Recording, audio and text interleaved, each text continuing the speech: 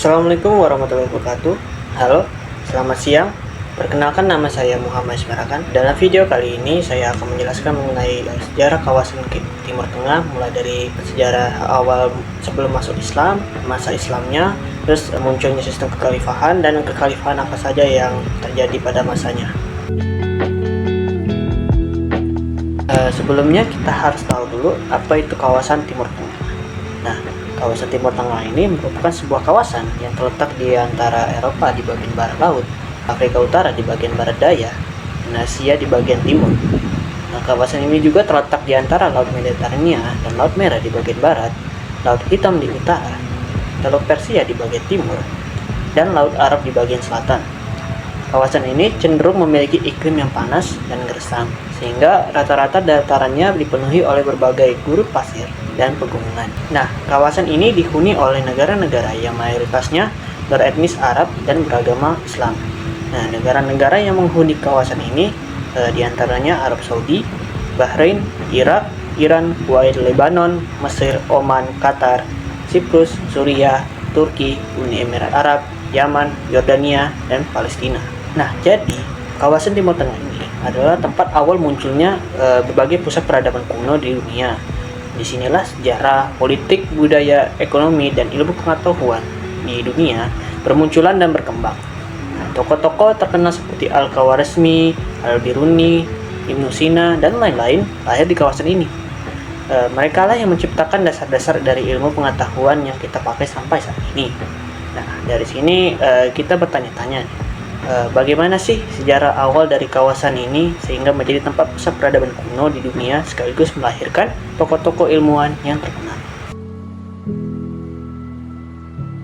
Nah, sebelum munculnya Islam, Timur Tengah itu didominasi oleh peradaban kuno, yang diantaranya yang pertama ada peradaban Mesopotamia.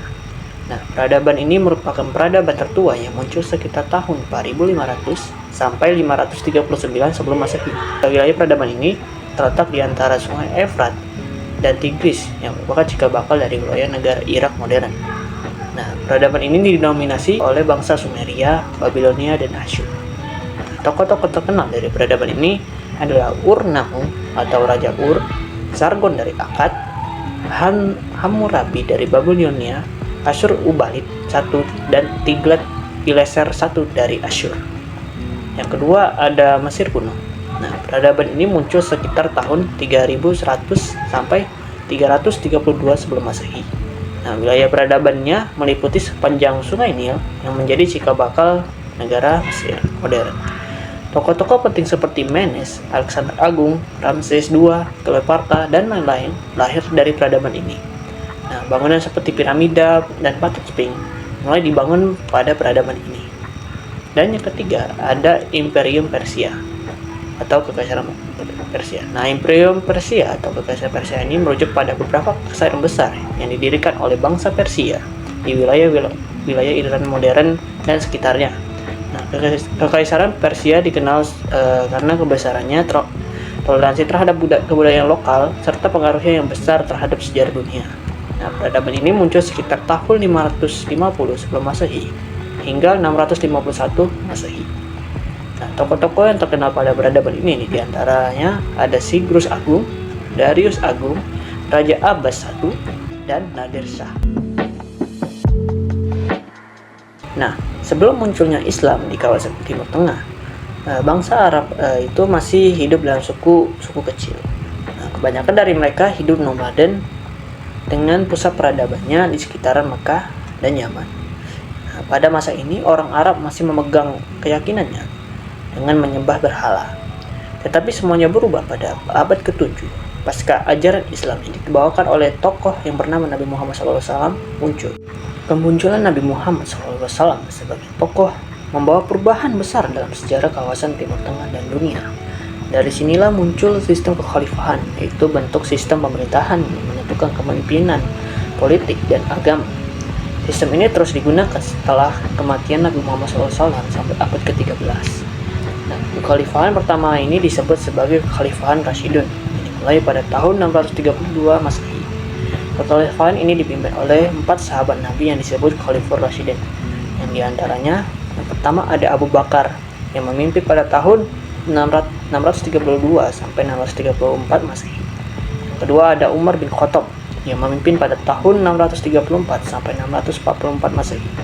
Yang ketiga ada Utsman bin Affan yang memimpin pada tahun 644 sampai 656 Masehi. Dan keempat ada Ali bin Abi Thalib yang memimpin pada tahun 656 hingga 661 Masehi. Nah, setelah berakhirnya kekhalifahan Rasyidun, peradaban Islam di kawasan Timur Tengah mulai menunjukkan perkembangan yang sangat pesat, terutama pada bagian ilmu pengetahuan. Pada masa inilah kekhalifahan Islam mencapai puncak keemasannya. Terdapat dua kekhalifahan yang berjasa dalam mencapai puncak keemasan Islam, yaitu yang pertama ada kekhalifahan Umayyah. Nah, kekhalifahan ini berdiri pada tahun 661 Masehi akibat dari terbunuhnya Ali bin Abi Thalib dan digantikan oleh Muawiyah bin Abu Sufyan sebagai pendiri Umayyah. Muawiyah bin Abu Sufyan kemudian memindahkan ibu kota kekhalifahan dari Madinah ke Damaskus. Muawiyah kemudian memfokuskan diri pada perluasan wilayah sehingga pada akhirnya berhasil menaklukkan seluruh kerajaan Persia, sebagian kerajaan Bizantium di Afrika, Khurasan dan Afghanistan. Nah, kekhalifahan Umayyah mencapai masa keemasannya pada masa pemerintahan Khalifah Al-Walid I atau Al-Walid bin Abdul Malik yang memimpin pada tahun 705 sampai 715 Masehi. Pada masanya pembangunan tidak hanya difokuskan pada perluasan wilayah, tetapi juga membangun jalan raya, pabrik, bendung, masjid, dan pantai asuhan.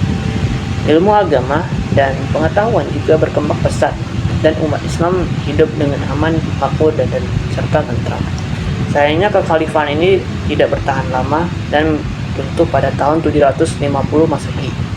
Penyebabnya karena terjadinya pemberontakan yang dilakukan oleh kelompok Abbasiyah sebagai bentuk protes dan diskriminasi yang terjadi di dalam masyarakat. Yang kedua ada kekhalifahan Abbasiyah. Setelah kekhalifahan Umayyah runtuh, kelompok Abbasiyah mulai mendirikan kekhalifahan yang dikenal sebagai kekhalifahan Abbasiyah. Nah, kekhalifahan ini berdiri pada tahun 750 Masehi. Pada masa ini, ibu kota kekhalifahan dipindahkan dari Damaskus ke Baghdad.